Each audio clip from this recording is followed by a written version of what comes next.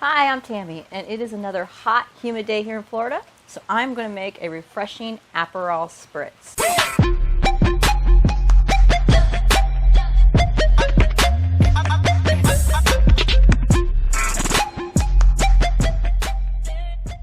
And it is a super easy drink to make. Matter of fact, the ingredients are right here on the back of the Aperol bottle, so you can't really mess this one up, okay? It is really easy. You do not even need to have anything to measure with. I mean, it'll say that you can use 3 ounces or 60 mils of Aperol, but make it easy. Just eyeball it. You're going to fill your glass with some Aperol. And then you're going to take your Prosecco and you're going to use equal parts. So just eyeball that as well.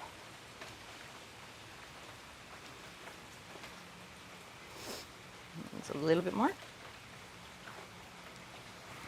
And then you're going to do a splash of club soda.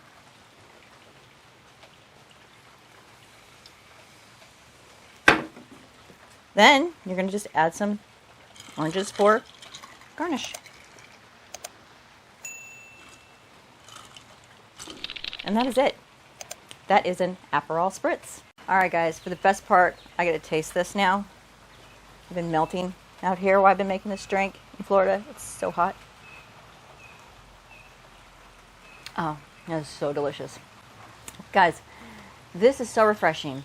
If you haven't had this, you really got to give it a try. It's got a really nice orange taste to it.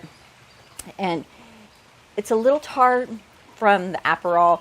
Not tart like Campari tart, but just a little tart, not sweet. Just a good, refreshing drink. You could drink this, you know, sitting out by the beach. You can drink this if you're having a nice meal. It'd go great with any kind of Italian food, any kind of fish. It's just a really well-rounded drink. So, cheers. Hope you enjoy. Thanks for watching.